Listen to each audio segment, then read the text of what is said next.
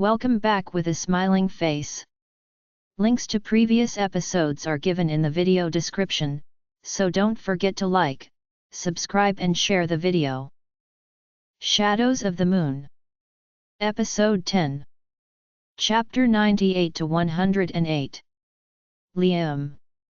She was heaven and more.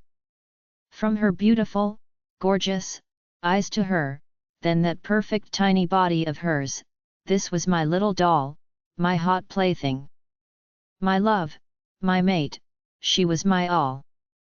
Pleasure consumed me, I made love to her nice and slow, our eyes locked.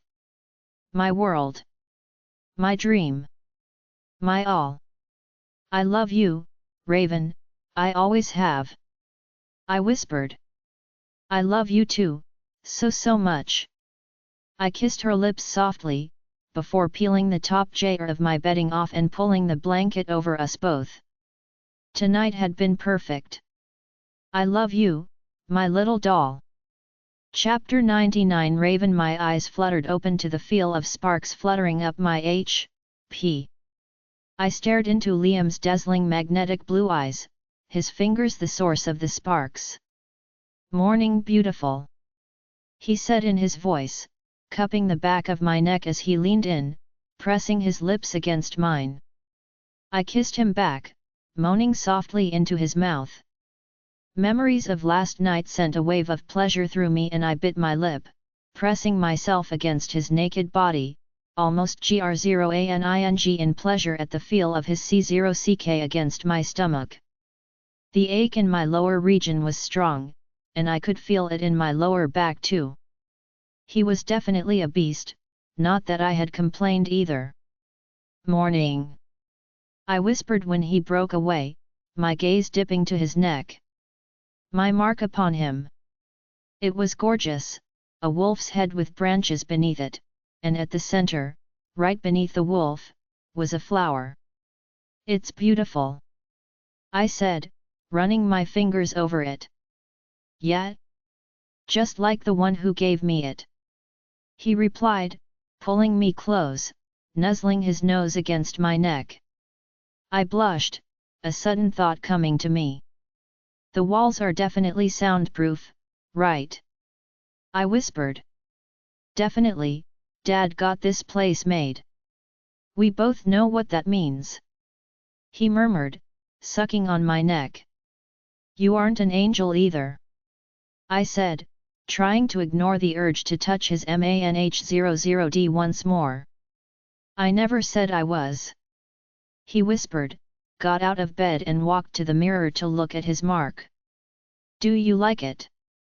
Asked, sitting up and grabbing a pillow to cover myself, although after last night I don't think there was any reason for that.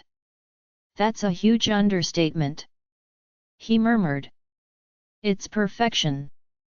He turned and gave me a smile. I'll go run you a bath, you're going to need it.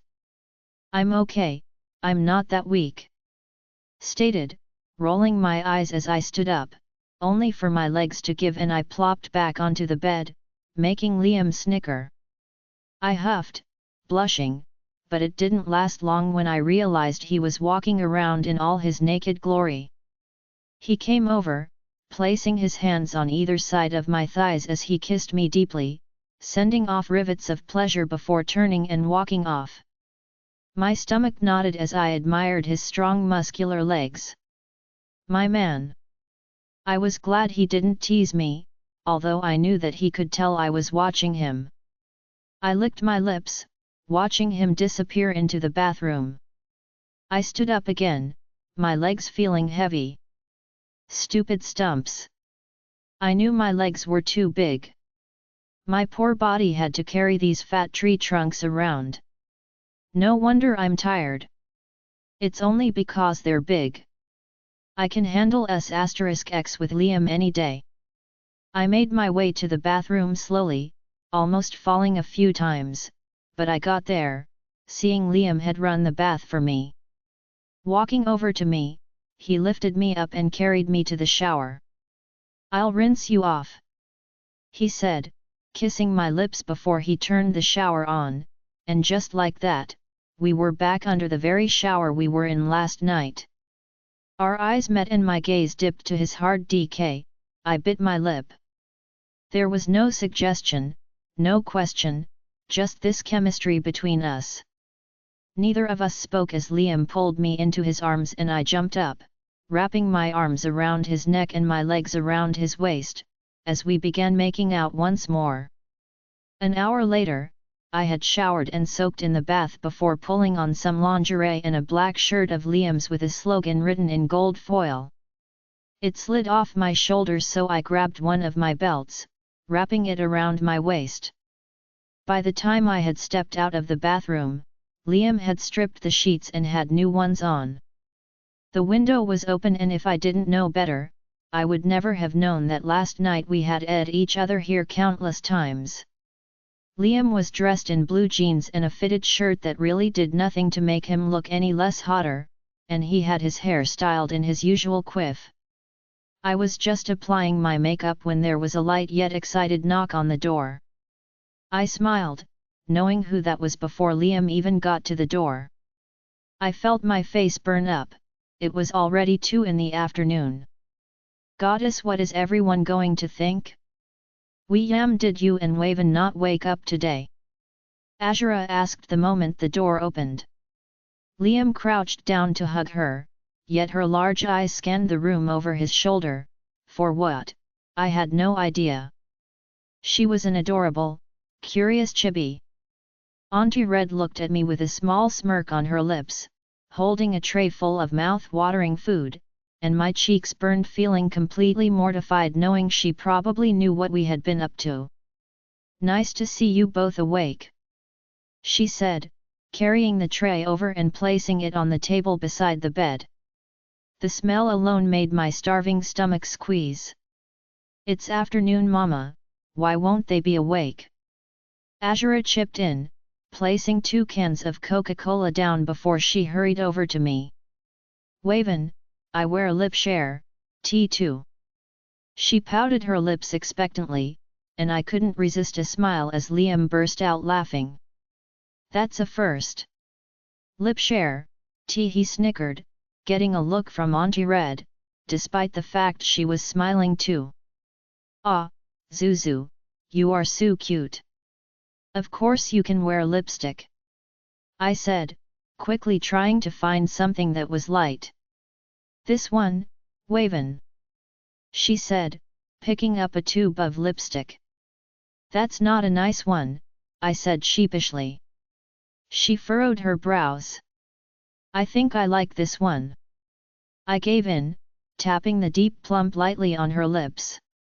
She looked in the mirror expectantly, her pout only growing as she stared at herself before smiling happily. Thank you. Shall we go, baby? Aunt Red asked her. She looked at me and Liam before shaking her head. I stay with William. Leave her and thank you for the food, I said, smiling. My eyes fell on the steak fries and battered fish, my stomach rumbling, reminding me now of how hungry I was. You are most welcome. Make sure you eat it all, she replied, before smirking. I'm sure you are both starving. Mom, seriously? Liam grumbled as Azura skipped over to him. Well, I'd tease, but I think it was about high time, she mocked. Auntie! I exclaimed. She laughed slightly. Well, enjoy the meal, and I'll leave you two to it. I hope you both were careful, unless, of course, you want little alpha babies running around. The door shut with a small thud and my blush vanished as I stared at Liam, both of our eyes wide, my heart thundering as realization hit me like a ton of bricks. We hadn't used anything. Azura's dramatic gasp filled the room as she clapped her hands over her mouth, her huge eyes even wider as she stared between us.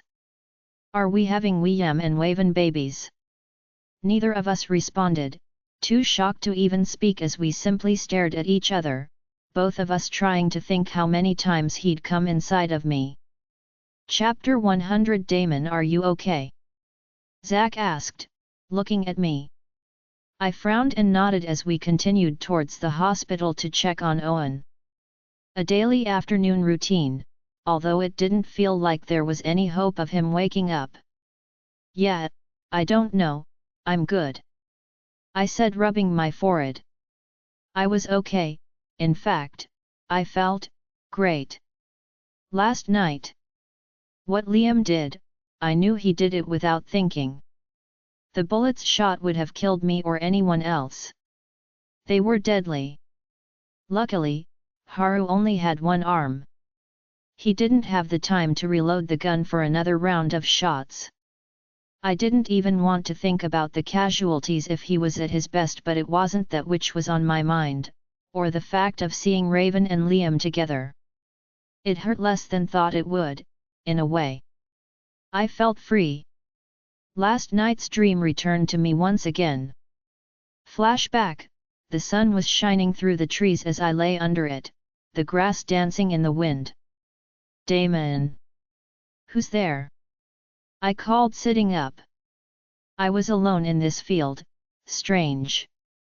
The soothing touch of fingers running through my curls made me turn, but there was no one there. You've been through so much, it's time to let it all go, that same whispery, beautiful voice came. Let what go? The pain, child. I am proud of you. I felt those same fingers touch my chest, a soothing coolness spreading within me, and my heart thudded, feeling the gaping hole left at the breaking of the bond vanish from inside me. What was that? Who are you? You are so much more. So much more. Remember who you are. Believe in yourself, the way I believe in you. End of flashback. I had woken up in bed, breathing hard, but the strangest thing was the loss of Raven was still there in my mind, yet the gaping hole in my chest was gone. I had a feeling who that may have been, but she wouldn't visit me.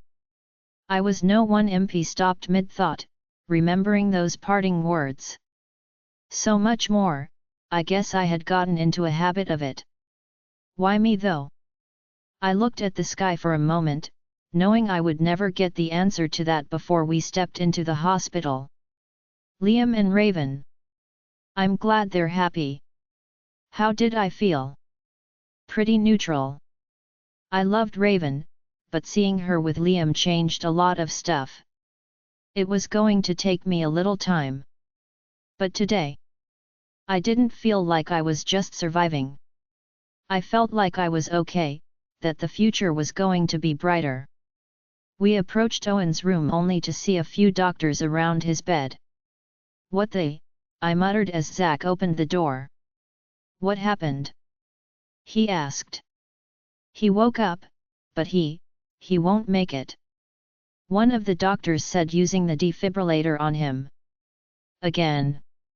The blaring sound of the heart rate monitor remained flat. Twice, thrice. Nothing helped. I stared at the man before me, thinking he was gone, and with it, any chance of finding answers. Did he say anything before he passed? Zack asked. He did say something. One of the male nurses replied, frowning. What was it? I asked, thinking who would be the one to tell Owen's parents he was gone? If he came out of this innocent, which we were pretty sure he was, then he had died with his reputation tarnished, even if he was a grade she isn't done. My stomach sank and I turned away, running a hand through my hair. Zack growled. He probably knew something, maybe that's why he was targeted. I muttered. The killer was still out there, and they seemed to have bought themselves some more time. Left the hospital with my head spinning. Was it the killer who had helped Raven's dad? We all knew he'd had help. I sighed heavily, the sun beating down on me as I continued walking, mulling over everything. This time we needed a plan to lure the killer out, this time we couldn't just let them do what they wanted. The other thing was the graveyard. Although the suggestion to dig up some of the fresher soil and see if we could find anything was put forward, no one really wanted to do that, knowing it would upset the parents of those buried there. A familiar scent hit my nose and I glanced up, spotting Robin sitting under a tree, a notebook and pen in hand. She was dressed for the weather in shorts and a fitted top. Still alone, like always. She looked up, as if feeling watched. "Hi," she said, looking back at her diary. "Hey," our eyes met and my heart skipped a beat, throwing me off. "If you have nothing to say, Nicholson, move on," she replied. "Ouch, you got harsh," I joked, still not approaching her. "I've always been straightforward, remember? The reason I have no friends," she said, returning to her diary. She was a good person. People needed to just look past her blunt personality, but even that was a good trait of hers, or so I thought anyway. Yeah, I guess so. She really had shut me out. She stood up, her eyes softening, and she gave me a small apologetic smile as she walked over to me. "I'm sorry, Damon, but I can't do this. Pretend that everything is okay, I'm not you," she whispered, the pain in her eyes unmasked for a moment. "I'm not expecting anything, I'm sorry, I didn't mean." She placed a finger to my lips and nodded in understanding. "I know, it's just that you've been hurt enough, and I don't want to hurt you anymore," she said, before turning and walking off. Swallowed hard, I know what she meant, when she found her mate. She was right, I needed to stay away from her, and if that meant even a hi or bye, then that too. It was late in the afternoon. I knocked on Liam's office door before stepping inside. To my surprise, he was alone. I don't know why, but I was expecting Raven to be here with him. His aura was stronger than ever, and his eyes still shone magnetic blue. Were they going to stay like that, like Dante's? "Nice eyes," I said with a smirk. "Thanks, I kind of like them," he joked back. They just made his scar look even more piercing. The atmosphere seemed to lighten, and he smiled slightly. My gaze fell to his neck, seeing Raven's mark on him. I smiled. It was bittersweet, I guess. "Did you hear about Owen's final words?" I asked. "Yeah, Zach mentioned it, a female, as we thought. I've sliced out half the females who were on the suspicion list, going back by their families. The tracker families and the Omegas remain, since some of them have no known fathers," Liam said. "I'm surprised he was working considering what happened yesterday." "Shouldn't you be resting?" I asked quietly. He C0cked a brow. "I'm good as new. We can't waste any more time, now that the curse is gone, I can give it my all. Besides, I didn't get here that long ago," he said with a small smile. The curse was gone. Was this Liam the same as the one I once knew, or had 3 years still changed him? "Thanks for saving my life," I said quietly. "Plus there's nothing to thank me for. You would have done the same for me." "Yes, I would have, but I didn't expect him to do the same for me." His eyes softened with guilt, and he looked down. "I know what I did was unforgivable, my attitude and my greed. I won't deny that I still wouldn't have changed my mind about her. But I went about it wrong. I promise I'll make it up to you, Damon. Maybe nothing can replace the loss of a mate, but I'm going to do my best," he said. "It's in the past, let it go," I said, sighing. "I'm okay, we just need to look to the future. Besides, she's still my friend, and you can't take that away from us." He nodded with a small smile, just as the door opened and Raven entered. Instantly her scent hit me, it had changed, meaning they had mated. I hadn't even realized that Liam's had changed, but I guess his overpowering aura made you lose focus of everything else. "Hey, Damon," Raven said, hugging me from behind my chair. "Hey," I said, smiling at her, before she walked over to Liam, hugging him. She was wearing his shirt too, styled as a dress, but it was obviously his. I saw their eyes meet, their gazes fall to the other lips, but they didn't kiss, and I knew it was because of me. Instead, Raven took a seat on the desk. "So, what are you talking about?" she asked. "Not that you need to know," Liam teased, making her pout, but he followed up quickly. "The killer." "Oh yeah. About that, last night. I was thinking, Dad aimed for Damon when you were both at the wall for a while. Like, wouldn't it have been more vengeful to aim for Liam or me?" she mused. Sat forward. "That was a good point. But there's no logic to why," Liam murmured. "Then we best get through this pile and see what we can find," I said. Raven nodded and Liam handed us both a thick pile of files each. I already had a headache coming on looking at it, and by the look of it, Raven was in the same boat. "Where's Zach?" I asked. Liam smirked. "He has a day off since last night he was on duty, so it's just us three," he said. "Ooh, but these files are so big," Raven whined. Liam C0CKED a brow. "Seriously, love?" he said. He mind-linked something and her cheeks burned up as she poked her eyes out at him. "Can we get Robin to help?" she pleaded. As much as I didn't want to see her, the files were depressing, and she was smart. "You two are meant to be Beta and Luna. Are you really complaining about paperwork?" "I didn't say anything," protested. "Exactly, meaning you agree," he said.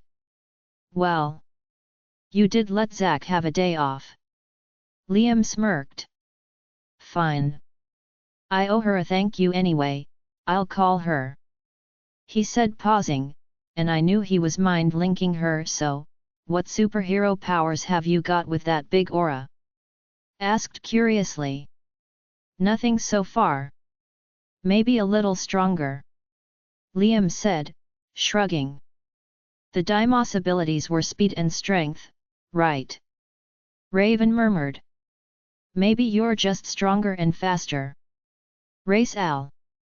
"I'd rather not," Liam said, just as there was a knock on the door. "Come in." Robin stepped inside. "You called Alpha?" she asked. Liam sat back as Raven waved at her. "I did, Liam's fine. I just wanted to thank you for all your help with the curse," Liam said to her. "Not a problem, I didn't really do much. You are my alpha and I wanted to help," she said, glancing at me before looking back at Liam. He nodded. "I still appreciated it," Liam said, offering her a small smile. "Also, these two didn't want to use their short supply of brain cells. I was wondering if you were free to help look through some files." "Sure, I guess I can," she said, taking some files before going and situating herself on the couch. "I guess I better be a good girl too," Raven mumbled, getting off the table with a small wince. Liam pulled her into his lap, giving her a tight squeeze. Their eyes locked and I knew they were linking, so I turned my attention to the top file. "I'll get used to it. I just needed a little time." A good hour passed, and Raven had gone to get us drinks. I honestly wanted to go, but she beat me to it. I really wanted a break from spending my time studying with these two smart. Did they never tire of looking at books? Geeks. Raven's voice came through the link as Robin and Liam bent over a file. I wish they'd let me vanish, I grumbled back. We exchanged a smirk. Just then, Raven's phone rang, making us all look up. Oh, Kia, she said, picking it up, only to frown. Taylor? Hello. She answered. We watched her frowning. Did they leave pack grounds or something? Why did he call? Taylor? Taylor. Raven said, frowning. Liam came over, motioning her to put it on speaker. Silence. The sound of someone breathing hard could be heard. For a moment I thought maybe they had called by accident. Oh, oopsie, maybe they're doing it. Raven said, with emphasis on the it. Taylor or Zach aren't answering the mind link. Liam said, his eyes full of concern. Worry began settling into me and it looked like everyone had the same idea, yet as if to confirm our doubt, the groan of someone in pain came through the muffled speaker. Liam said, rushing to the door shockingly fast. The girls stared at each other but Liam was gone. Talk about fast. I muttered. Taylor. Raven murmured as we all broke into a run, the worry and panic for our pack mates settling in. Chapter 101. Zach having a day off was pretty good, getting some alone time with Tay was even better and the best way to spend the entire day. Right now, we were in Taylor's backyard, and although he was supposed to be showing me the treehouse at the bottom of the garden, I had something else in mind. Pinning him up against the tree, I grabbed his crotch, making him smile. Seems like this morning wasn't enough, and I can still feel it, he said, that playful smile on his lips. Wrapping his arms around my neck, our lips crashed against each other in a passionate, rough kiss. I throbbed against this perfect human who really drove me nuts. He gr0aned into my mouth, only making me crazier. I pulled away, trailing kisses down his jaw when he suddenly tensed. Babe. I kissed his neck, but he pushed me back, a frown on his handsome face. Zach, look, isn't that Nina the Omega? What is she doing here? He asked through the link. I turned, watching her walk towards the back door of the Jacobs home. I hadn't even sensed her. Our eyes snapped back to each other's, my heart thundering as we both thought the same thing. She was one of the ones who were not in the clear. I moved away and headed towards the wall between the two houses. Silently, we jumped over the wall and into Jacob's garden. Where was she? I saw movement through the window and frowned. So, she had access? An Omega who cleaned the entire pack. One who could have access to a lot. Damn it, Raven even said she saw her at the graveyard a few times. She doesn't have family there, that should have been a big red warning sign. Taylor muttered. It's done. She's so fragile looking, who would have thought? I replied. I didn't get it. Nina was a few years older than us, maybe around Taylor's age in her mid-20s. I opened the door handle slowly, frowning. It was still unlocked. What was she doing here? Was she the one who had helped Haru? Probably. Why though? Why would she do this? She always seemed so normal. I stared into the dark kitchen. I needed to tell Leah, I hissed when suddenly something was stabbed into my neck. Burning pain flowered through my body and I felt myself losing control. My head snapped up as I stared at Nina, who was clinging to the wall above the door. Her eyes were unblinking as she stared at me emotionlessly. Psycho. I heard Taylor grunt, falling to the ground. Liam. Liam. I couldn't link, sh.t. I fell to the ground next to Taylor and my body began to involuntarily shake. You're next, she said softly, getting down. She pushed us away from the door and locked it before turning to us. One moment. My heart was thumping.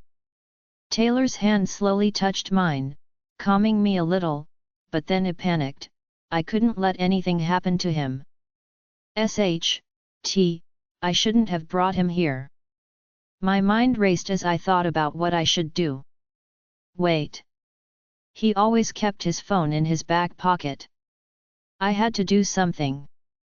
Using all my willpower and forcing my body to work.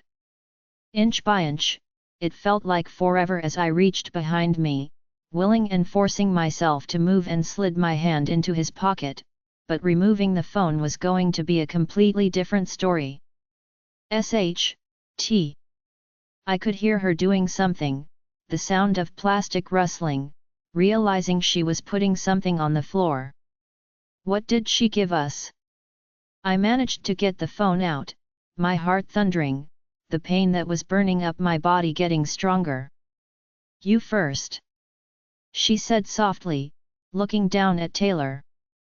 She was wearing gloves now, her face as emotionless as ever, but I couldn't even talk when she began to drag my man away from me.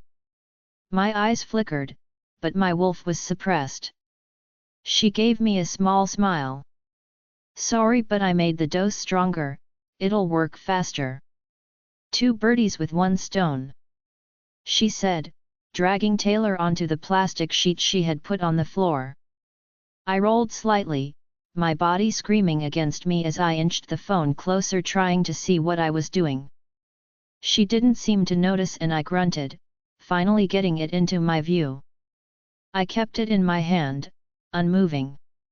She was too busy and I really didn't want to think about what she might do to Taylor. I needed to get us help. My spoon. She murmured. How was she so calm? I wish I could talk, but whatever she had given me was making everything harder. Unlocking his phone, I called the top number. It was Raven's. I prayed she was with Liam. Lowering the volume, I pressed call, grunting in pain, hoping my pounding heart and my grunts would drown out any sound from the phone. But the moment Raven called out Taylor's name, I heard Nina's heart skip a beat. Take that, BTCH. She was next to me in a flash, her eyes blazing with rage. You ruined everything. She shrieked, her hands trembling as she looked at the spoon in her hand. A slow smile crossed her face as she knelt down next to me. Be still, Delta Zach. She was psychotic BH, but as long as Tay was okay. A low growl escaped him, but it was futile, the drugs in our system were far too strong. Her gaze shot to him and she glared at him. Damn it, Tay. Stay quiet. I struggled move, but I couldn't, only managing to roll a little. However, it got her attention enough. I wanted to ask her why she was doing this. The spoon inched closer, and I forced my eyes shut knowing what she wanted to do. This was sick. Stab me or something, not my eyes. You weird as woman. Her fingers forced my eyelid open with one hand as the spoon came closer. Suddenly she dipped the spoon into the corner of my socket, the burning pain adding to my already agonizing body, but I remained calm, hoping Tay couldn't see this as excruciating pain ripped through my eye and head when she forced the spoon in as if she was picking out a pickle from a jar. Just then, the door was RPPD off its hinges to reveal none other than Liam himself, his blue aura swirled around him. Nina gasped, dropping the spoon, and I prayed that somehow my eye would heal. I could feel the blood trickling onto the floor as he looked at Nina. Alpha. She whimpered. So, it's been you. Liam said coldly, as he advanced towards her. Her heart was thundering as Liam's anger swirled around the room, weighing down on me. I did it for you. She whispered. How so? Liam growled, grabbing her by the neck and slamming her up against the wall. Answer me. Chapter 102. Liam. She was smiling, her hand that grasped mine as I held her in a chokehold, my fingers. "You're holding me," she whispered, making me instantly drop her. What was her problem? "Damon, Raven, Robin, it's Nina. Get the antidotes. My guess is it's a mix of silver, wolfsbane, and ricin again. Both Taylor and Zack can't move. Bring a doctor immediately." I mind-linked. "Where are you?" Raven asked, worry clear in her voice. "Your parents' house," I replied, thinking this place was just bad luck. "I'm coming. I'll get the antidote," Damon added. "I'll get help and call the Alpha," Robin said. "Why did you do this?" I asked, looking back at the fragile blonde on the floor. From the first man she killed to now, what was her purpose? I demanded an answer. I said. "Answer me," I growled, letting my alpha command pour out of me. She instantly lowered her head, sobbing erratically. "I love you. But you never cared for me. I always wanted your attention, I wouldn't mind just being your Omega, but you never even looked at me," she said, tears trickling down her cheek.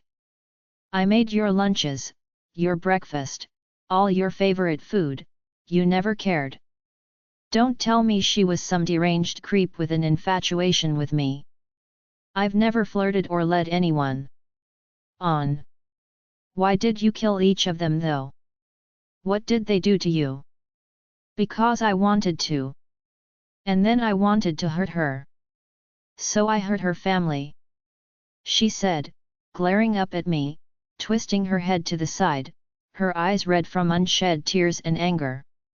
"Raven," I said, just as her scent hit me. "Zack," she whispered, rushing to Zack's side. "How did you find me here? There was no scent." Nina cried in irritation. "You ruined it all. Let's just say my sniffing abilities have hiked," I growled. "Is that your only reason for killing all those people?" "Because you wanted to. I didn't want anything linked. I had to make it look different," she said, still clutching the spoon in one hand. "All over what? A ridiculous infatuation? I should end you right here," I said icily. She froze, then looked up at me sharply. "Ridiculous? You're just like them," she said, her eyes full of hurt. I didn't turn even when Dad and Damon entered. Damon ran to the boys, administering the antidote. "Like who?" I asked, my alpha command rolling off of me. She could try, but she could never resist it, as anger and rage filled her eyes. She knew that and she hated it. "Your parents. They are the reason my dad was killed," she screeched. "Who was your father?" I asked coldly. Dad stepped forward, a frown on his face as he assessed the situation. "Who do you think?" She spat with hatred in her eyes. She looked at Dad with a cold smile on her face. "Do you know who my dad was, Alpha?" she asked in a creepy, soft voice. "You can hide your heartbeat and presence," Dad said. I knew he was putting the pieces together, his heart thundering. "A tracker in stealth. By any chance could you be the daughter of Hank Williamson?" he asked, his face pale. "Hank Williamson. I knew that name, or more like the story of the old Delta family. Who would have thought their shadow still lingered in this very pack?" A slow smile spread on her face as she nodded slowly. My mind was reeling, but it made sense. Her being so quiet and able to sneak up on people, her strength and abilities, it had to be a high-ranking wolf that she was linked to. The thing was, Omega births were never really questioned. If there was a parent missing on the birth certificate, that was actually pretty normal. "Yes. Yes, I am. I found out, I learned it all by myself. I know that you and Luna Scarlet killed him and his sister. Fiona. What a pretty name. She said, her eyes widened and she looked deranged. They deserved it. Dad said, swallowing hard. Your so-called father tried to rape Scarlet. Not once, but twice. Do not act like he was innocent. I could feel Dad's anger and rage, so I placed a hand on his arm. I felt relieved when Taylor was helped to sit up. Despite looking pale, he could at least move with the antidote in his system. You killed several innocent people, tried to kill a few more, and you framed Owen. Quite the plan. I asked quietly. He saw me at the grave one day, but he didn't like her anyway, so he didn't care, but I couldn't risk it. She hissed, glaring at Raven with pure hatred on her face. The graveyard, is that where you bury the teeth and eyes? Raven asked sharply. My eyes didn't leave the Omega, not trusting her. If she was the daughter of a Delta, and had managed to kill several people, she may have something up her sleeve. Yes. I bury them all there. Do you want to know exactly where? She shuffled closer, her eyes fixed on Raven. In that precious little coffin that you love to visit. She laughed maniacally. I felt the flash of pain through the bond as my gaze snapped to Raven, seeing the hurt in her eyes. What? Nina cackled. Your so-called brother? I threw his remains in the river. His coffin is just full of teeth and eyeballs. She burst into another fit of deranged giggles. Raven sprang up, her eyes flashed as she rushed forward, punching Nina across the face, a vicious growl leaving her L.P.S. How dare you?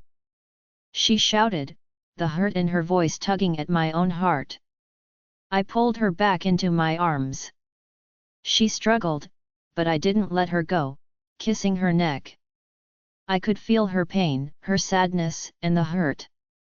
Once again, she had lost something, losing the last she had of her brother. It's going to be okay. I whispered to Raven, holding her tight. The flash of anger and jealousy in Nina's eyes was strong, so I instantly moved Raven behind me protectively. The pictures. That was your doing, wasn't it? She frowned and nodded, wiping the blood from her cut L.P. I went to the mating ball, hoping you'd be my mate. But you weren't. You weren't, she said, her eyes looked haunted. So, I needed to break you apart, and with her father already not wanting you two together, it helped. So, the attack last night, I'm assuming you bargained with him to target Damon because of your infatuation with Liam. Dad said in realization. He has to be mine. Only mine, I've done so much for you, Liam. You're deranged. If I die, you die too. She spat, lurching to her feet. She growled, lunging at me, something flashing in her hand. My eyes blazed with anger, but I didn't even move, a wave of my aura throwing her against the wall hard. Hatred. Bitterness. Resentment. It just gives birth to more. The circle never ends. I don't know if I was talking to her or in general, but there was never an end to the pain and darkness. You committed more than one crime, and for it, you will be tried. Your father was scum, but it didn't mean you had to be the same. You were treated well in this pack, yet that didn't matter to you, did it? If they knew who my father was, they would have killed me. She screamed. No, I wouldn't have. Dad said quietly. Exactly. I said icily. Don't act noble, you are not perfect either. She screeched hysterically, her eyes full of burning hatred. No, I'm not, and I'm not the alpha of this pack right now, but it's still my pack, my family, and my people. I'll always stand for what's right, and when I'm wrong, I know those around me will show me the right way. I stepped closer to her and struck her neck, knocking her unconscious. I'd had enough of her. I'll throw her into the cells. I think we are done here. I turned away from her, looking at Zack and Taylor. Zack's eye was BY, but it would heal. Dad, could you take Raven home? Damon, could you get Zack and Taylor to the hospital? They nodded and I looked at Raven, who approached me, her eyes still simmering with rage and pain. I was about to cup her face when Nina jumped up, but before she could even do anything or I could react, Raven had plunged her hand into her chest. It was a reflex and her eyes widened as she stared at the heart in her hand, before dropping it and looking up at me, realizing what she had done. I didn't mean. It's fine. I said, sighing. It was over, but to think someone so seemingly innocent had sowed discord into our pack. I wrapped my arms around her tightly, kissing the top of her head. That was weird. Zack said. You tried to distract her. I'd rather she carved my face up. I need your handsome face intact. Taylor scolded him, despite still sounding weak himself. Likewise. Zack said, tangling his fingers in his mate's hair and yanking him close. He kissed him hard. I looked down at my own just as Robin returned with a few of the warriors. Get this place cleaned up, I said before pulling away from Raven. Go with Dad. I'll be home soon. She hesitated but nodded as Dad placed his arm around her. I walked past Robin, not missing the relief on her face as she glanced at Damon. I smiled slightly. Who knows? I walked through the dark pack grounds, heading to the children's graveyard. Renji's remains may no longer be in that coffin, but I was not going to let the grave stay like that. I had felt her pain and it had torn me apart. Entering the graveyard, taking a moment to find his grave. I smiled slightly, seeing the plushie I recognized at the foot of the tombstone. Crouching down, I began to dig it up completely, my heart squeezing once more. I won't let this area become a bad memory for her. This was the last thing she had of him. I'll clean it out for her. An hour later, I sat back, brushing some dirt off my hands. I had removed the coffin. Nina had left a lot of disturbing messages on it written in what was clearly blood and scratched into the wood of the coffin. But now it was just soil, yet it had been the place he had once lay. Once I was done, I went to the Jacobs home once again, a place that was in as still being cleaned out. Heading to the attic, I began searching for anything of Renji's. I wanted to return to Raven, but I couldn't go empty-handed, not after seeing that broken look in her eyes. I finally found it, a small old metal carry case with a blue R painted on it, in the farthest corner of the attic. I brushed the dust off it, opening it up and hoped my gut instincts were correct. I smiled in relief, looking at the box which contained some children's clothing, photos, a toy, a pacifier, a bottle, and a blanket. She'd be happy with these. I stood up, glancing around the attic. I'm sure when she's ready she can come and see if there's anything she wants, and then I was going to burn this place to the ground. I just hoped with it, all of its bad memories would fade away too. Chapter 103. Raven. 2 hours had passed and Liam still wasn't back. After showering, we filled Auntie Red in on everything over some hot drinks. Although she was keeping me company, the mention of Hank Williamson had made her go into deep thought, so gave the couple some privacy, calling it a night.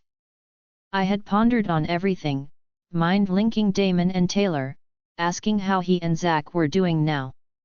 I had texted Kiera for a bit as well, but I knew it was late and having 3 little chibas to look after wasn't easy. I sighed, staring up at the night sky through the open curtains, smiling sadly. We had caught the killer, but Renji's grave, what she had done made me sick. I wrapped my arms around my legs, burying my head in my knees. She had thrown his remains away. The last I had of him. No sound escaped me, yet tears trickled down my cheeks. A short while later, the door opened, then Liam's scent mixed with earth and dust hit me. I quickly wiped my tears away, looked up, and our eyes met. He came over, placed the case he was carrying on the bed, and was about to pull me into his arms when he hesitated, glancing at himself, before quickly pulling his dirty top off and scooping me up into his arms. "Why did you take so long?" I asked, unable to stop myself. "I needed to make things better," he said quietly, his fingers weaving into my hair as he stared down at me, kissing me softly. I looked at him, resting my head on his chest, closing my eyes as I clung to him, enjoying the warmth of his embrace and those pleasant sparks of the bond. "I brought you something," he said softly. I cleared Renji's grave out. That place is no longer tainted. I know that she got rid of his remains, but always remember that he's always been a part of you," he said softly, caressing my cheek as he stared into my eyes. "He lives on as a part of you, and no one could take that away from you, not your parents, not Nina, no one." My heart thudded at his words, and I realized how true that was. Renji's eye was still a part of me, I still had him by my side. "But I still thought you might want something more of him, so I did a little digging and found this." He unwrapped one arm from around me and reached for the case, opening it up with one hand. My stomach did a flip as I stared at the blue baby shawl. I knew what this was, Renji's things. A case of his memories. I moved forward, taking the blanket out. The smell of old mothballs lingered, but my heart soared, Renji's belongings. Liam kissed my forehead softly, running his fingers through my hair as I stared at the box of treasure before me. "I'll go shower," he said softly. I glanced up at him, nodding, knowing he was giving me a moment alone. His lips pressed against mine, softly sending sparks coursing through me before he moved away, leaving me a little lightheaded. I turned back to the case, slowly taking each item out. Photographs. I looked through them, my heart thudding loudly. He looked like me. There were so many similarities. Although I knew he had been a couple years old, it was clear he was a lot smaller than he should have been for his age, and he was extremely thin. There were a few pictures where he had a head full of black hair, but there were many where he was bald. I smiled sadly at the picture. Was it selfish to wish he was alive? I just hope he's in a good place. Did heaven exist? I hugged the picture to my chest, tears spilling down my cheeks as I rocked myself gently. Renji. I had almost finished looking at the pictures when I stared at the last one. Mom and Dad were sitting on either side of Renji, who was holding a baby in his arms, with Mom supporting him, all smiling at the camera. That was me. Before our family fell apart. One by one, I took the things out of the case, some items of clothing, a small teddy bear. It felt bittersweet. This moment. I would always cherish these items. I slowly replaced them, keeping one photo aside to keep close to me, and looked down at the case. Liam must have gone to the attic at my parents' house. My heart warmed at his thoughtful gesture. "Want to say something?" he asked, running his fingers through his hair. A guy with messy hair is so *XY, not to mention the volume in it. "Nothing at all," I said, trying not to stare at how hot he looked. He smirked, coming over, making my heart flutter when he climbed onto the bed, my chest rising and falling heavily as his scent made me giddy. Billionaire romance novels. You don't need to say anything, he whispered, leaning over me, his magnetic deep blue eyes boring into mine. For me to know what you want, love. His lips crashed against mine in a hot, passionate kiss. I pulled him down, rolling us over until I was on top and kissing him harder. His hands roamed my body, as he dominated the kiss, his hand threading into my hair. Thank you for doing this for me, I whispered through the link. Always. His reply came as his tongue slipped into my mouth, wanting to taste every inch of my mouth, making me M0an softly. Mine. 3 days had passed, and everyone had been made aware of Nina's truth. Her mother had passed away when she was a child. It had actually been after that when Nina had wanted to learn if she had any other family in the pack. Her grandmother, who was still alive, told them that she knew who her father was, but in fear of Nina being treated horribly, she had kept it a secret. She had no idea what Nina had been up to or how she found out. Apparently, Hank himself had made it clear he wanted nothing to do with the child. Nina's grandmother had been asked a few questions under Alpha Command as Uncle L did not want to risk anything. However, she was indeed innocent and knew nothing. It was nice to put the entire thing behind us. With spring now blessing us with the blooming of flowers and the leaves beginning to return to the trees, everything seemed so much better. I stared down at Renji's grave. The soil was completely fresh, and a line of pebbled stones lined it. Liam's doing. I smiled gently, placing my hand on the soft earth. I looked at Sparks, smiling at the plastic covering Liam had covered him with. Trust him to worry about him getting dirty. Liam was one of the rare men who was so thoughtful and clean. He's adorable. I am lucky that I have people who love me, Uncle L, Auntie Red, both of whom were really in a way like parents to me. It was Auntie Red who helped me when I first got my periods and I had been acting like I was dying. I knew what they were, but hey, I like being dramatic. She was the one who got me a few BR*s for my 13th birthday and joked that I needed them now. She was the one who was there if I ever had a question. Auntie Angela was great too, even when she moved. She kept in touch, but Auntie Red was the true mother figure for me, our Luna, our queen. Uncle L shouldered every burden and never let his life spiral out of control. He was strong and caring towards us all, leading the pack fairly. Billionaire romance novels. Then there was Liam, my life, my mate, my love. I didn't have any doubts, I knew we were meant to be together. It was just so right. I only wished that Damon hadn't gotten hurt in the process of our love story. Damon. He was the true hero who sacrificed everything for everyone, for his loved ones and for the man he considered his brother, despite his ill treatment. The most loving and selfless person I knew. Damon would always be special to me. Our friendship, that bond, was intact. Although I knew things between him and Liam may never be the same again. I hope that they'll be okay when time heals those wounds. I looked down at Renji's tombstone and smiled gently, a soft breeze whispering through my hair. I just hope that the moon goddess can heal his heart and give him the happiness he deserves. He was a pawn in this game, used by the gods. Sadly, in all of this, he suffered as much as Liam, and ultimately more than Liam. Liam's curse is broken, he has me, his family, and soon I knew he would have his title. But Damon, in the end, was alone. I stood up and stared up at the dazzling sun, shielding my eyes. We broke your curse, Helios, with kindness, compassion, and love. Those are the things that will conquer all.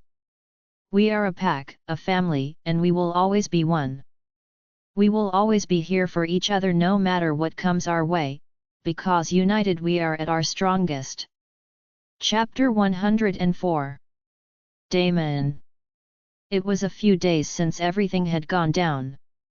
Me and Liam were in Nina's room, that had been cleared out. We hadn't found anything more from her room, which was so clean you could smell it. The room had been emptied, giving her stuff to her grandmother if she wanted them. She refused and said to get rid of them, although I knew that was more her respect towards the pack because she was devastated at her granddaughter's truth and death. To think she was living here with so much hatred in her life. I walked over to the window. It looked out towards the training grounds, and I wondered how much time she spent here watching us, or Liam. Even in such a place, behind such an innocent mask, there was a killer, burning from within with hatred and vengeance. There are all types of masks that those around us wear, masked by our fake smiles and passive expressions, the lies hidden inside, the pain we hide to pretend we are normal, the jealousy, the bitterness, the sadness. We all wear them. I did too. Lately though, I've talked about how I felt. Maybe it took Liam marking Raven to make me snap, but it worked. It had been a turning point that perhaps I needed. I just wished it hadn't been something so horrible as that to finally make me step up. Liam crouched down by the skirting board and I glanced over at him. What is it? He stood up again, holding a small photograph. Who would have thought that piece of SCVM had a child? I know, I said, glancing at the picture for a moment. If only she actually asked someone the truth, rather than just wrap herself up in lies and her assumptions. I've assumed stuff, so I can see it happening. He said, sighing as he opened his hand, his aura surging around it. I watched in shock as the photograph began to shrivel up as if it was burned by the blue flame-like aura. Whoa! He gave me a small smile. I guess I have some similarities to Kiera. How did you hone it on just your hand? He shrugged, dropping the burned paper to the ground. I've always been more in control than Kia, besides, she carries the Ashton power whilst I think I'm definitely more Deimos. You are the Deimos Prince. I said, crossing my arms. I don't like that title, I think I've used titles enough to last me a lifetime. He said, sighing as he crushed the remnants of the picture beneath his boot. You are an incredible beta Damon. One who has stepped up to the job the moment your father passed away, but I know if I just say I don't think of you as anything less than me, it's worth nothing. So, I want to show you something. He J3RKED his head towards the door and I raised an eyebrow as we both left the room and pack house, heading towards the north side of the pack into the trees. It was nice to see the children playing around the pack again. Is this like a surprise set up in the middle of a forest, where you are going to confess your undying love? I joked. Not exactly. He smirked, as he headed towards the river. I frowned as he crossed the bridge and kept walking. Okay, are you planning on killing me in the middle of nowhere? I asked. Definitely not. He replied as we walked through the trees, not stopping for a good 10 minutes until he suddenly slowed down. I raised an eyebrow, looking around. We were on pack grounds that were only really used for running. What are we looking at? I said, glancing around. We are looking at the future home of the Blue Moon Pack. He said. I frowned, this was Blood Moon territory. Are you changing the pack name? I asked, looking around. This location was big, but I'm sure our current location was larger. Why would he move this way? He chuckled. No, the Blue Moon is going to be the Blood Moon sub-pack, led by its own Alpha. Alpha Damo Nicholson, my brother. Liam said quietly, my eyes snapped up to his. His words resonated in my head and I was shocked to see the glitter of emotions in his eyes. My heart raced as I stared at him. There was no guilt in his eyes, simply sadness and sincerity. I wish I could keep being selfish and keep you by my side forever, to have you as my beta, but you are worth far more, and the pack's growing too large. To start with, it was 2 packs combined. With what happened, it's clear a pack of this size is far too great to be run by one alpha, and so I thought who more fitting than you. You have always been loyal to me, come whatever, but I don't want you bound by my side when you are worth so much more. So, this is going to be our sub-pack. We will break the far wall and you will take 2/5 of the territory. I've discussed with Dad about buying the land around to the west, so we can spread both packs over more ground. You can start planning what you want and how you want the pack arranged. Once we decide how we split the pack, with the members' approval of course, we will get 2/5 of the pack moved here under your command. It was too much to take in, me as an alpha? I never considered that. I ran my hand through my hair, staring at the land. The vision of a pack house and how I'd set it out already filled my mind. I looked at Liam, who was watching me with a small smile on his face. I knew he probably knew it was hard for me to see them together, but I also knew he was doing this for me and not to get rid of me. He made mistakes, but it was like everyone kept telling me that I was more than I felt, Liam included. I had always been second to him, and here he was giving me the rank of alpha, telling me we were equal, brothers. We made mistakes, we hurt each other. But was one woman enough to destroy it all? I knew the answer to that. No, and I knew with time, things would get better. I don't know what to say. You don't need to say anything, maybe this way the pack house rooms can have their own bathrooms.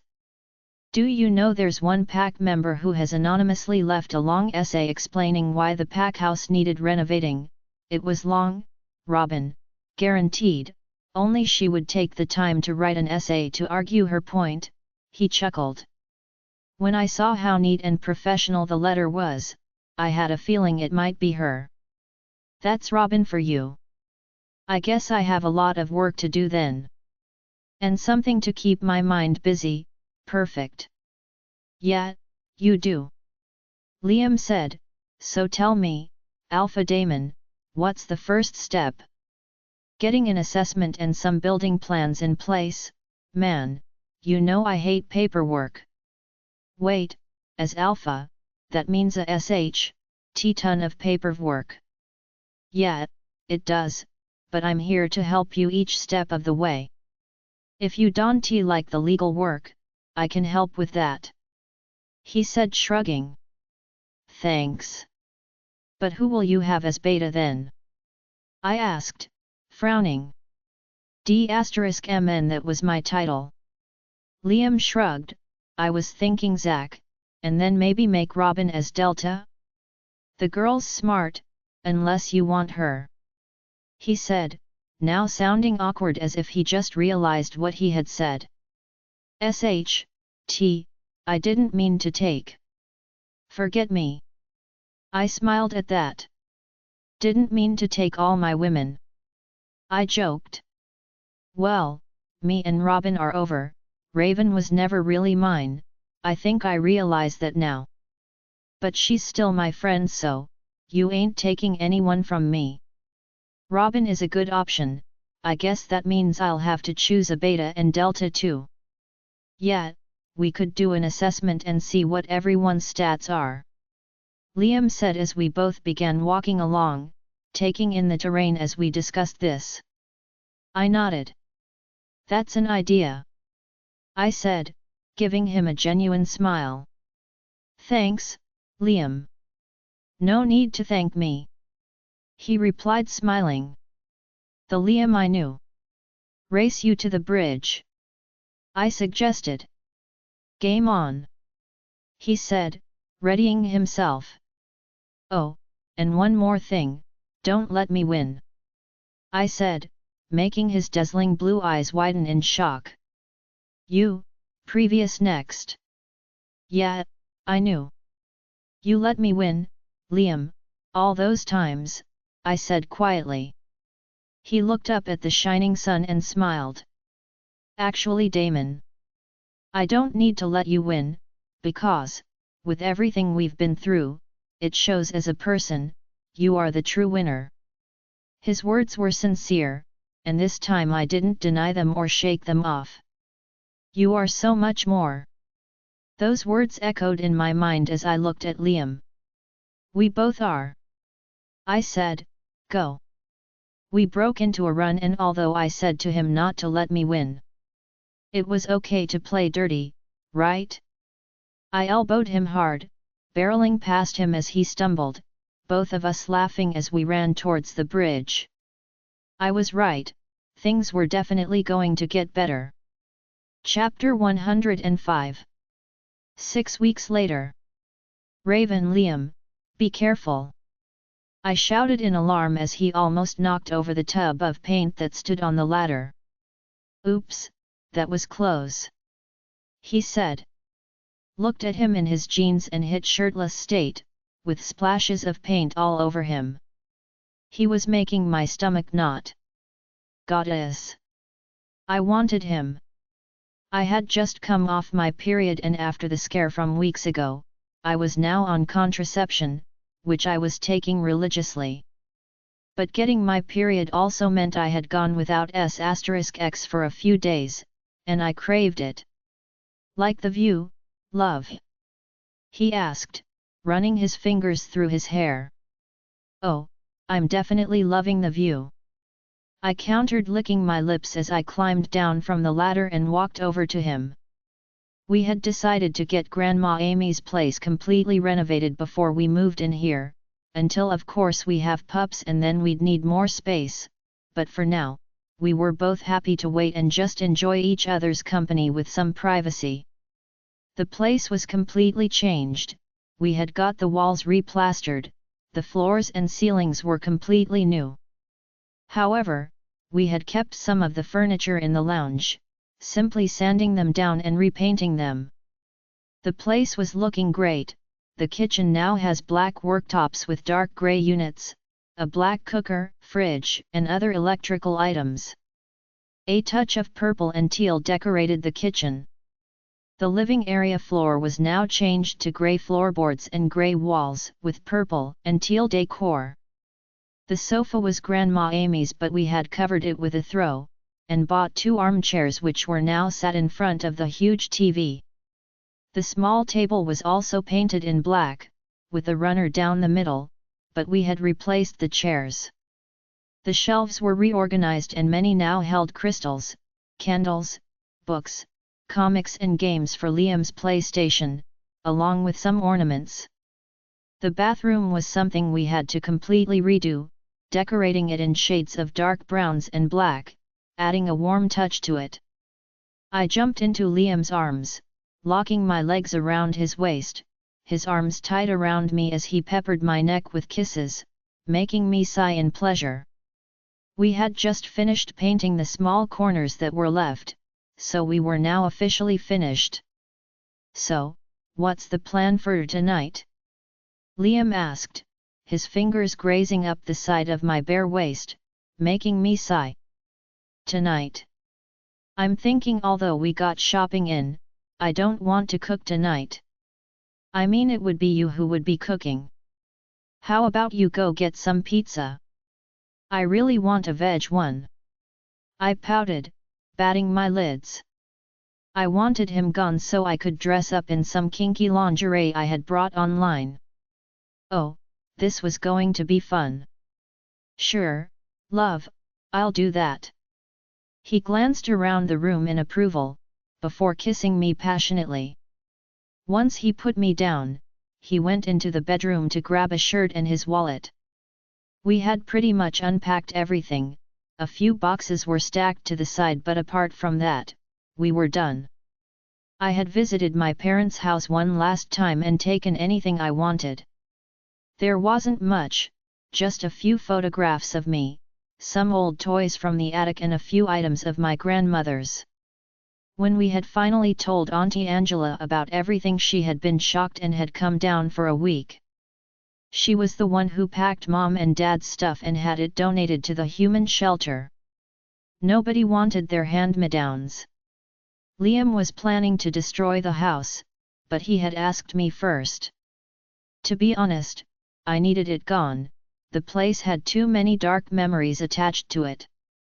When I had found out about the Blue Moon Pack, I had been happy for Damon, and for him and Liam mending their bond. It was nice to see them tease each other and discuss stuff like they once used to. They had already started working on the blueprints for the new buildings and everything was going smoothly. The splitting of the pack was being discussed too. Everyone was given a say and were not compelled to move. Yet luckily everyone was cooperating perfectly and we were working on who would shift to where. We were going to be sub-packs, meaning we were still one in a way yet under two leaderships. I knew they were going to smash it. When Rayhan had called Liam, he had joked that Liam was worried that the Black Storm was getting ahead and wanted to expand his own pack. Many of the young adults were excited for new rooms at the Blue Moon Pack House with en-suite bathrooms, whilst the pack house here would be renovated as well. There was a lot to do, but we were moving at a good steady pace. We would get there. The blood moon had come and gone. Although deep down I wished Damon was given someone, I knew he didn't really have hope and second chance mates were so rare people didn't really go to mating balls to find them. All the single werewolves of age had gone to the mating ball being hosted at Kiera's pack, but there was someone else who refused to go as well, Robin. She said she had exams, but I knew there was more to it. I don't think she was ready to move on so soon. I entered our bedroom, one that Liam allowed me to decorate completely by myself, saying the only thing in here he wanted to see was me. So, I had grey walls with one feature wall of black and silver. The curtains and bedding were black, and the decor was deep red, from the pillows, to the throw at the edge of the bed, to the light shade. It was a dark room, and romantic. Sitting in front of my vanity table, I began putting more makeup on, applying a deep maroon lipstick and adding some more highlighter before putting on the stroppy black bandage lingerie, one that had a slit along the thong. I pinned my fringe back in a small quiff and loosely curled the bottom before I grabbed some of my stroppy high heels. Putting them on, I looked around and began to set up some candles. Today was our first official night here. We had crashed on the sofa several times over the past few weeks, but this was our first night since the house was properly completed. I think we did need to make it memorable. I took out the basket of fresh rose petals I had cut from the garden earlier and spread them over the bed, before sprinkling some over the black carpet from the door to the bed. Satisfied with how the room looked, I quickly grabbed my nightgown and put it on, then returned to the open lounge.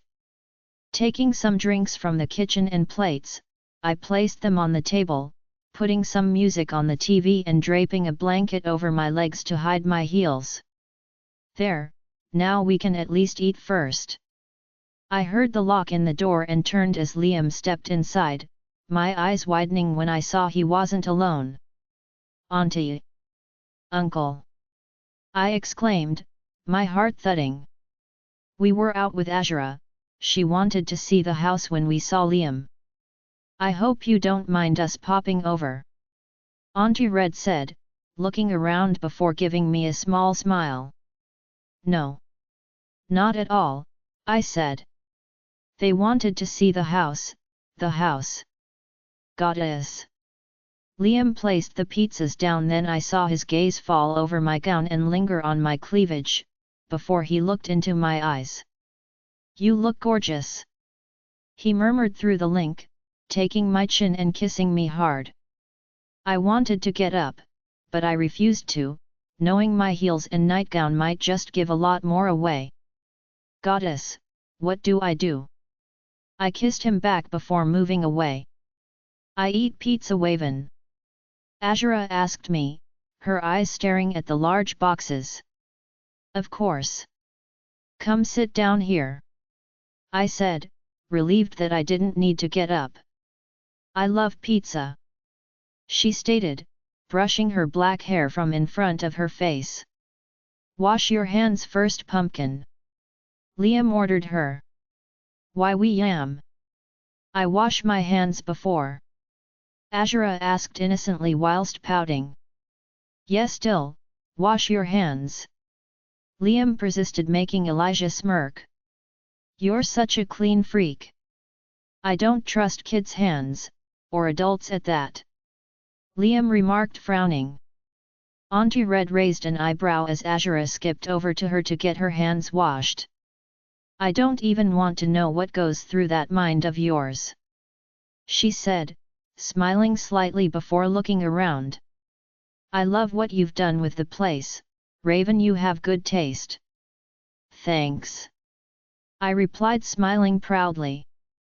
Is everything done now? Uncle L asked, popping his head into the bathroom. Nice tiles. Yeah, all done, take a look. Liam motioned towards the 2 bedrooms. Oh no, oh no. That's the spare room now, didn't really feel like taking Grandma Amy's room as ours, Liam added as Auntie Red opened the door. Liam, I mumbled through the link. He glanced at me, as Azura bit into her pizza, watching us with interest. Our room, not in there, I felt so flustered. Liam looked at me concerned and confused, but at the same time, he opened the door to our bedroom, his parents standing right there as he pushed it wide open for them, his eyes on me as he raised his eyebrows questioningly. Goddess! Kill me now! I watched with a burning face as Auntie Red and Uncle L stared into the bedroom, whilst Liam was staring at me confused. Goddess, this man may have brains when it came to other stuff, but he was so clueless at times. Auntie Red chuckled, turning with a vixen-like smile on her face. Nice decor, Uncle L remarked, smirking.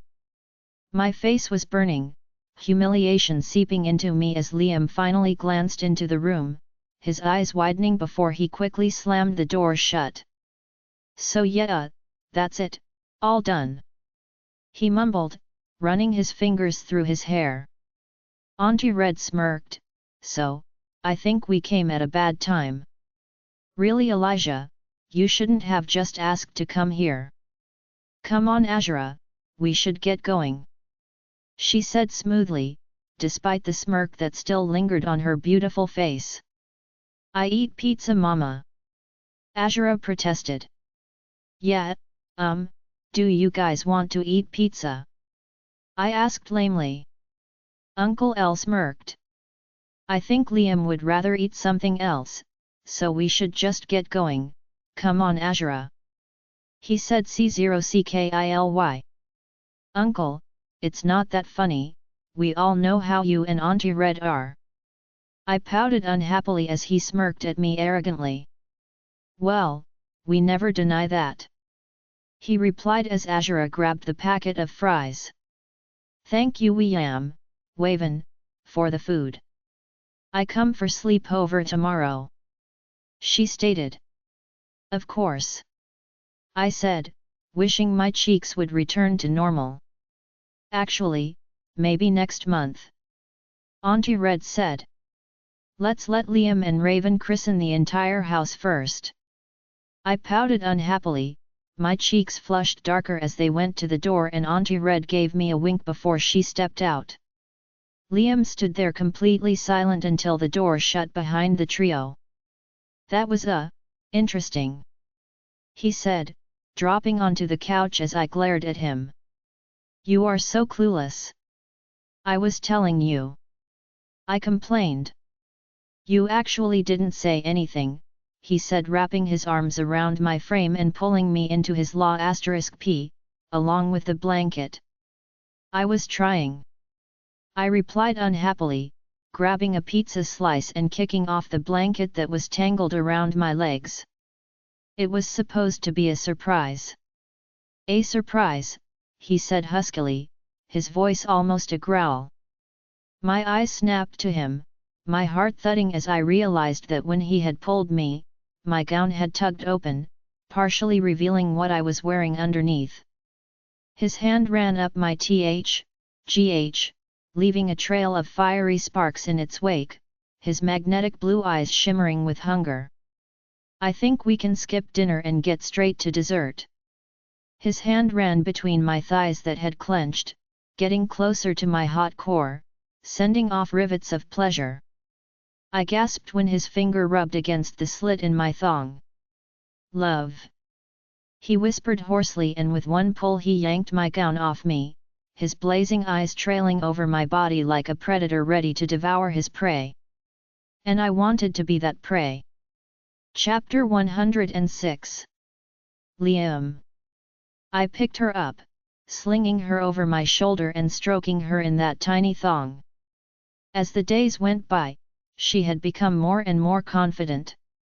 She was normally a tease, but, in the bedroom, she was a whole new level.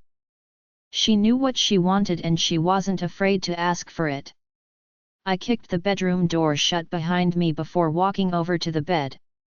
Her eyes stayed on me as she got on all fours, swinging her legs in those heels slowly as she wriggled her hips, making me swallow hard as I stared at her. "What's wrong, Alpha? Not going to join me?" she teased, smirking as she stared at me. "I am," I growled as she began to unbuckle my belt. Chapter 107. Raven Zuzu, careful my darling, I exclaimed, grabbing her as she almost tumbled to the ground.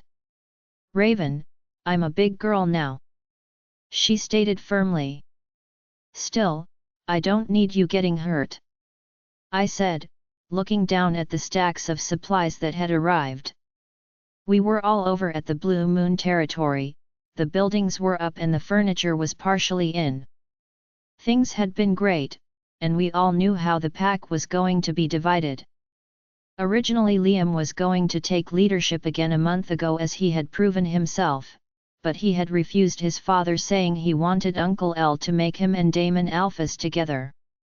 It was perfect, this way it wasn't Liam giving him something, but two brothers taking their titles together.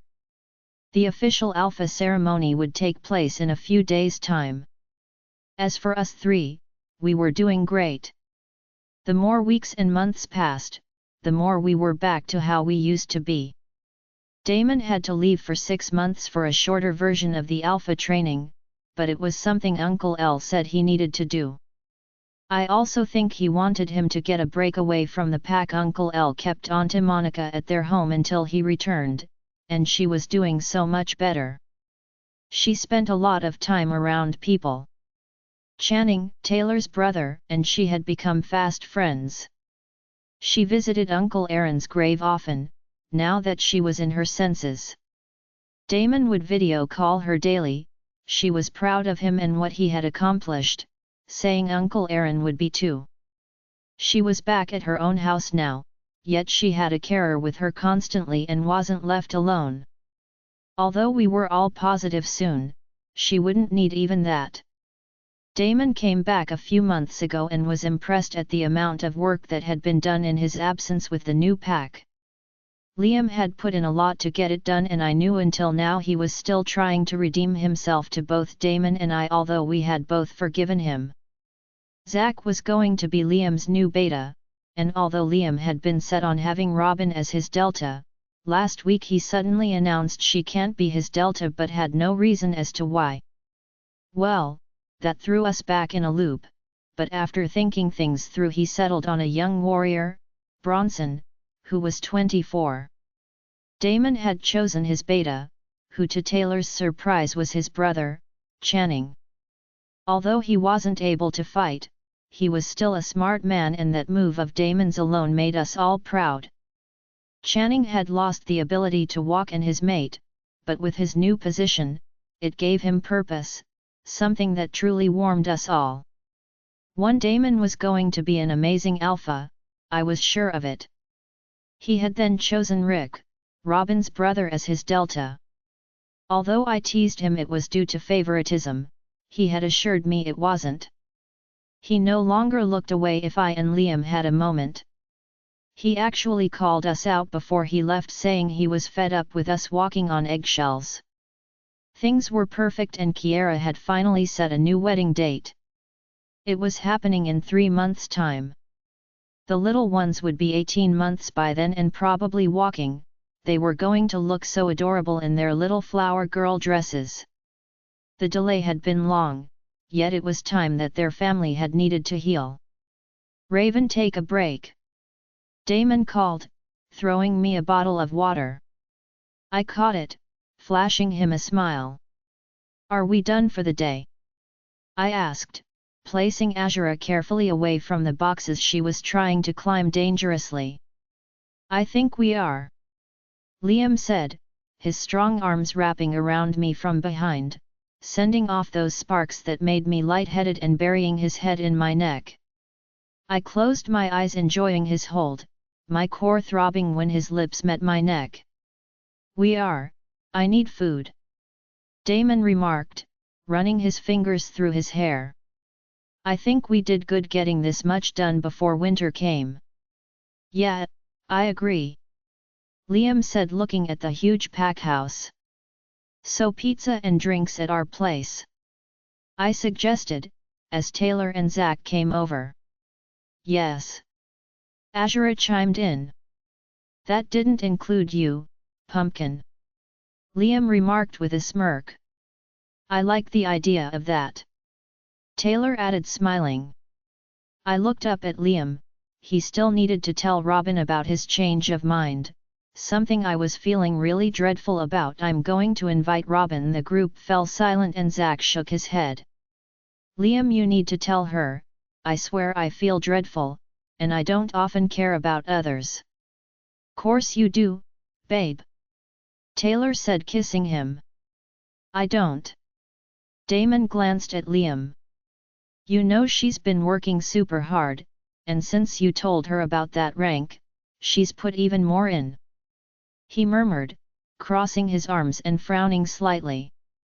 I resisted a smile. I loved how he gave it to Liam as it was, well, to all of us.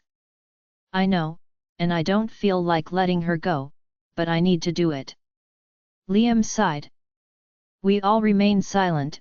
Liam's intuitive skills had been enhanced since the curse had been broken, and we all knew there must be a reason.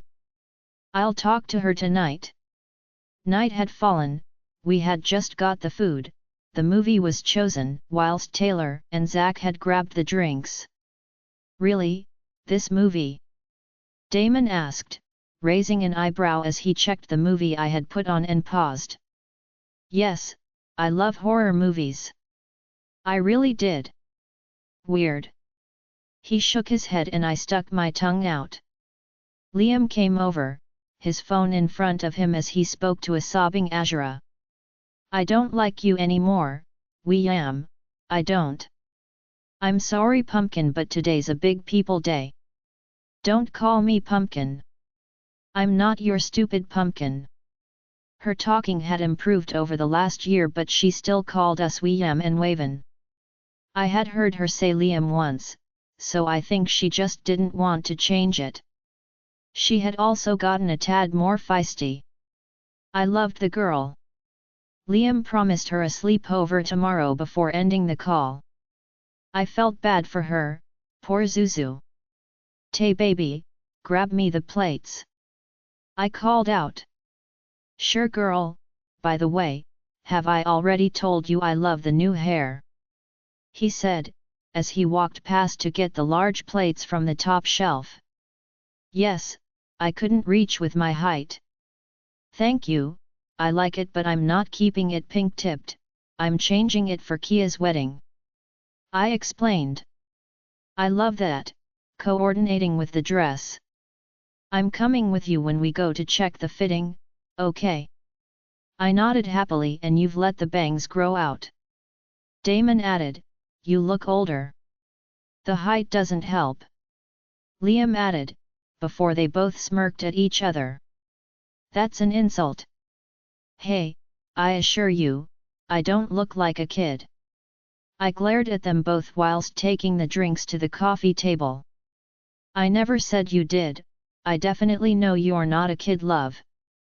Liam murmured, his eyes dipping to my body. My stomach nodded and Damon snickered. Okay, guys, we get the picture. Flirt after the movie. Or during. Zach suggested just as there was a light knock on the door and I knew it was Robin. You can't flirt during a horror movie, I don't even like horror movies. Taylor pouted. Don't worry, I'll keep you busy. Zach added, pulling the door open. Not at my place, man. Liam added, before we fell silent as Robin stepped inside. Robin, hey, I brought dessert. I said, holding up the tray of tres-leche cake that I'd made.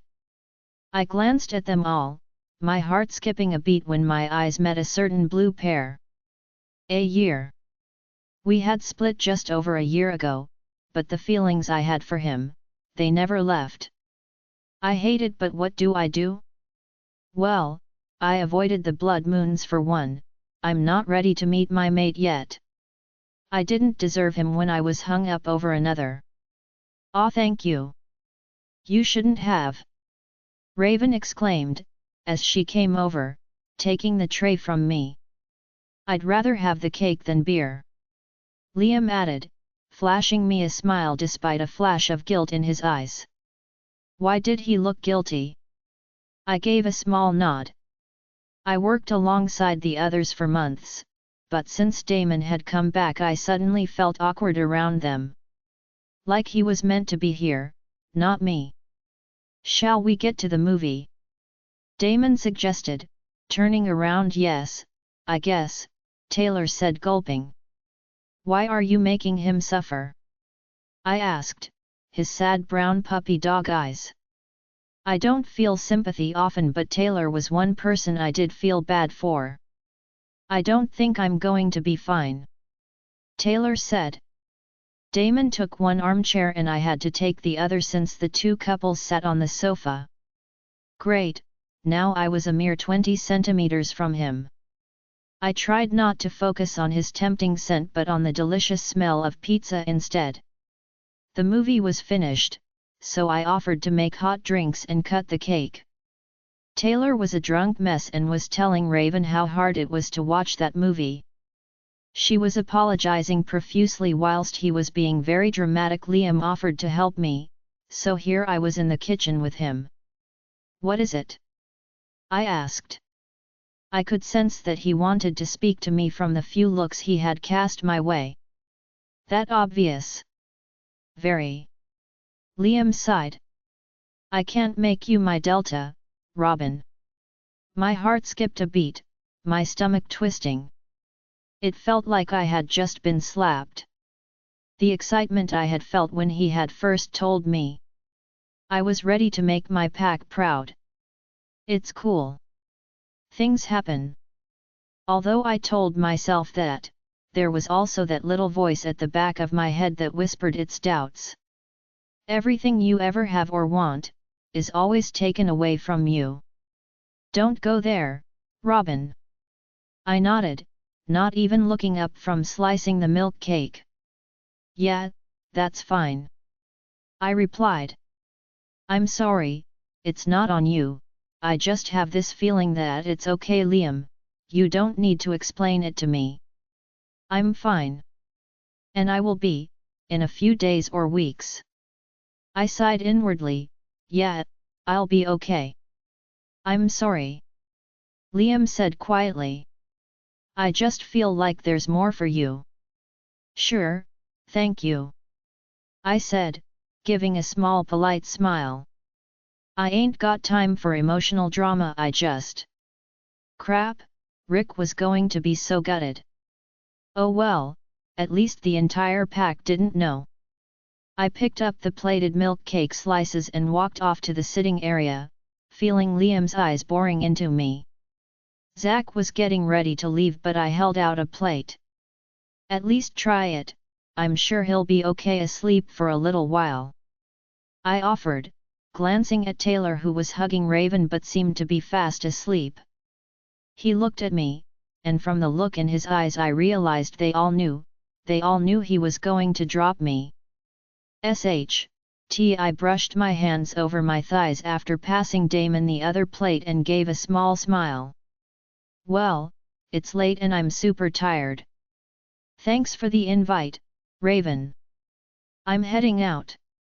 I replied. Won't you have cake? She asked. I shook my head. I wanted to puke as it was. I felt majorly queasy. No, I'm stuffed. Night guys. I said, looking around before grabbing my jacket, daring not to even look at Liam and Damon Robin. Night, Raven murmured. Good night. I said, forcing a final smile before I reached the door and left the warmth of the cottage. I'm sorry, Robin. Liam's voice came. It's cool. My lips trembled and I stared ahead. No, it was not cool, but I wasn't going to let anyone see my real feelings. I hugged my jacket to my chest, walking through the light drizzle of rain. Disappointment after disappointment. Was I that horrible? My eyes prickled and I bit my lip, my heart thumping loudly. The rustle of the leaves whipping in the wind and the distant sound of the woodland animals seemed to just get louder in my ears. I gasped when someone grabbed my arm, spinning me around. Robin! I stared up into Damon's soft blue eyes, concern clear in them. I glanced away, not wanting him to see the unshed tears. Can I help you? I said, pulling out of his hold, his scent enveloping my senses. He didn't want to give you up, but you know, with his intuition, he sometimes gets feeling. Oh Damon, shut up. He blinked and I frowned at him. Firstly, stop defending him. Secondly, I said, it's fine. Now give me some space. No, my heart clenched at that. He really had changed. The Damon I knew listened. No. Yeah, I'm not giving you space. You're upset. Look, you once said to me that if I ever wanted to talk, you're there for me.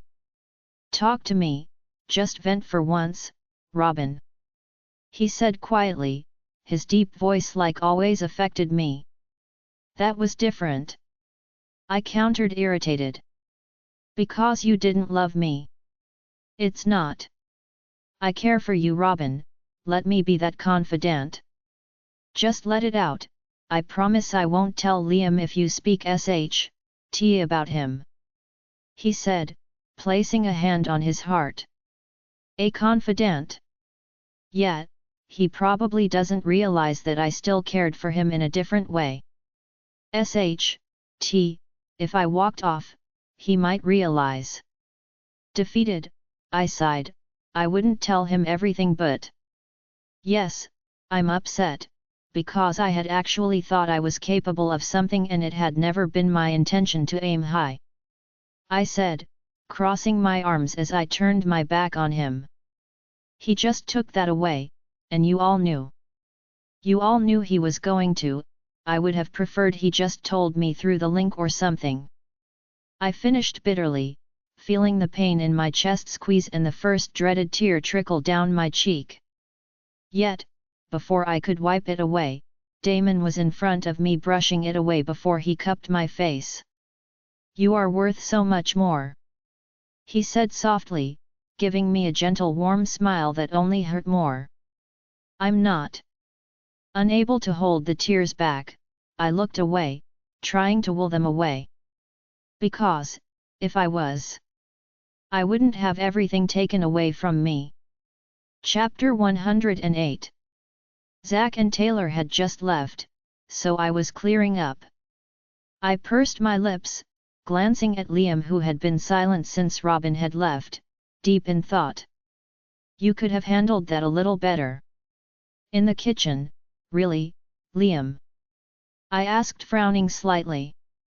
He'd said to me earlier that he'd tell her before she left. I didn't think he'd do it in here. I'd expected him to take it outside. My words seemed to snap him out of his thoughts, and he looked at me. I'd kept my voice down. Only Damon heard. You and Zach were too busy with Taylor. That's still not nice, Liam. I persisted softly, walking over to him. He smiled slightly, and that knowing look that I often saw in his eyes lately was there again. It made Damon go after her. If I took it outside, she would have left alone. I raised an eyebrow questionably as Liam began washing the plates. Are you playing Cupid? Liam, don't. I'm not. I'm just. I had to do it then. I needed Damon to go after her. He sighed and I felt my chest squeeze. I know what he meant. He often had these instincts to do or say something, and well, let's just say it saved someone from a broken arm once. Another time he had urged Auntie Red to go check on one of the she-wolves suddenly, she did, and she had found her in labor in her apartment and in need of an emergency C-section. Another time he had bluntly hurt Uncle L's feelings, pushing him, only for Uncle L to say he was tired and then storm out. Yet the following day, Auntie Red had told us he talked about his losses, about Uncle Aaron, Alpha RAF, his father, his mother. How he just felt tired. It had helped Uncle L, speaking about it had somewhat brought him the closure he needed. He promised Liam that once he handed the title to him, he would leave on a 6-week holiday with Auntie Red and we promised we'd take care of Azura. If Liam had needed Damon to go after her, there had to be a reason, even if it made no sense or didn't feel right. I sighed as I began drying the dishes. At least give me the heads up when you are going to do something random like that. I requested gently. I'll try. When it overcomes me, I kind of go blank apart from having to do what I need to. He stared at the moon outside. This coming blood moon is vital. He added quietly. I didn't question it, having a feeling there was more to those words. I stared at the moon, wondering what was to come. Please Goddess, let things stay peaceful. Something told me they would be. I just had a good feeling that things would continue to go perfectly well. A few days had passed, and the night of the Alpha ceremony had arrived. The last 2 days had been spent with those who would be leaving the pack, being removed from the pack, and some cutting ties with the pack, so it wasn't a complete burden on Uncle L doing the removing of the members. It was going well, yet we didn't want to delay. After tonight, Damon would initiate them under him. I was now dressed in a black, sequined, net mermaid cut gown, with a bodysuit beneath it. It had one feather puffy sleeve with a slit between my BR3ASTS. My hair was curled and left open, and my makeup was smoky with deep pink lipstick. Kiara was finishing off the last touches. Becoming Luna, the responsibility that came with it. I was ready for it. One thing was clear, when I came back to this pack, I'd thought I was ready to take everything on and be this fearless girl who knew what I wanted. I didn't. I had been confused, unable to move on from my doubts and just thinking the best way to deal with stuff was simply taking it in my stride. Everything that had happened, from the curse to the mate situation, it had been an eye-opener and a learning experience for us all. All 3 of us, we had made mistakes, but we had learned from them to get to where we are today. I felt like we were finally adults, ready to take the titles we were destined to hold. The day after our movie night, I had visited Robin to check up on her. I was not going to be the Luna who stood by and let my Alpha do whatever. I would make sure everyone was doing okay, and if he had offended her, I would fix it. He had of course apologized too. I made him bake her a Victoria sponge cake and go say sorry. Liam's words still rang in my mind and I wondered, was Robin going to somehow be Damon's second chance? I hoped so, because even when I left the pack, he was able to have a relationship with her, meaning he had felt strongly enough to override the guilt of the mate bond. I had faith in it happening. Ready, Raven? Auntie Red asked, popping her head in as the makeup artist finished off with some setting spray. Yet, all done. I said, standing up, "You look beautiful." She said, hugging me tightly. She looked breathtaking too, in a maroon dress with a slit down the side. "She looks like a goddess, doesn't she, Mom?" Kiera added, smiling at me proudly. She wore a deep plum purple gown herself and looked as beautiful as her mother. "Not like you two. But I think I'm a pass," I said, in approval. Auntie Red chuckled as we headed downstairs. "You really need to see what we all see, or at least Liam," she teased. "Yes, a beautiful little doll." Kiera giggled. I pouted, she had heard Liam. I knew it. Liam.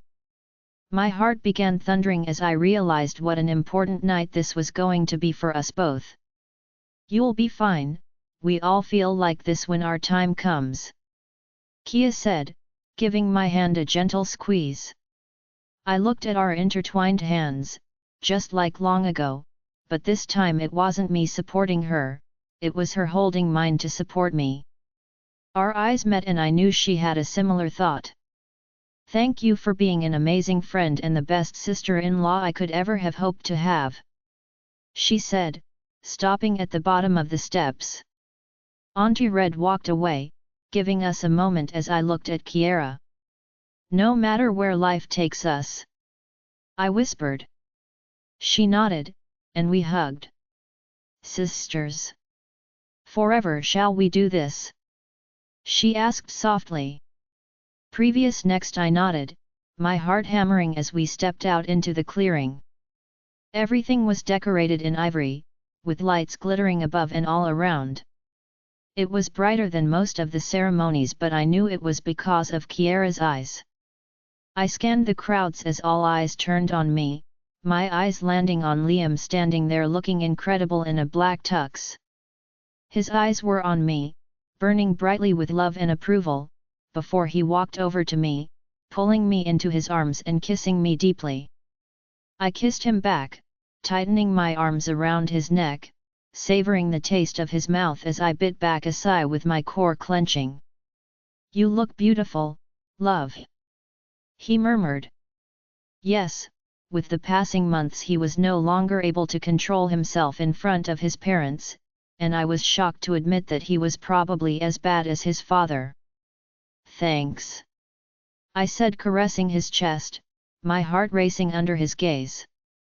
"My Luna," I blushed, biting my lip as I felt him throb against me. "My Alpha." I stepped away as Damon stepped closer and I smiled, giving him a tight hug. He wrapped his arms around my shoulders, planting a kiss on the top of my head.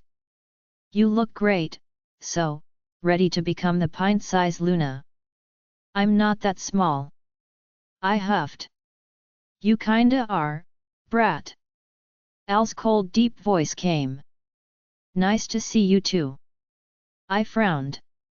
I looked at the king himself as his hand pulled Kiera against him, kissing her lips before he turned to me. "Be nice." Kiera scolded him lightly, her hand resting on his chest. I'm sure she used that line a lot. "I don't do nice," Al replied coldly. "Yeah, we know." Uncle Al replied arrogantly, as he smirked at Alejandro, someone that I would say was now his friend, or at least more than just his soon-to-be son-in-law. "You're looking a little better since the last time I saw you, but still getting old, Dad." Al smirked tauntingly, as Uncle Al frowned at him. "Do not call me that," he growled. "Make me stop then." Ever the blunt king he was. Well, a few months ago I had asked him to race Liam, they had refused, however they had gone in for a match and well. Liam lost, but it wasn't by much. Impressively, the Dimos was almost as strong. He had even broken the king's nose in the process, not realizing his own strength. I giggled and all eyes turned to me. "What are you giggling about?" Damon asked curiously. Al's broken nose. I whispered loudly, feeling his powerful aura and displeasure roll off him. Kia giggled and I flashed the glowering king a peace sign before excusing myself and pulling Liam along with me. Sorry, I got to go get a drink. Brat, I heard the king mutter. Did you forget that he won that match? Only by a bit. I giggled. He had been shocked when he'd seen Liam's aura, and ended by saying, well, he is Kiara's twin. You really do like to rile him up. Liam smirked, shaking his head. Maybe. I said, wrapping my arms around his neck and pulling him down. And I like to do far more to you. Ick no. He replied huskily, his lips meeting mine in a passionate kiss once again. Or if you want to pay for more such audiobooks, you can send us a request in a private Facebook group, or join us on WhatsApp, a link is given in the video description. The rest of the audiobooks will be uploaded in the next episode. Join us on Patreon to listen to more unlimited audiobooks.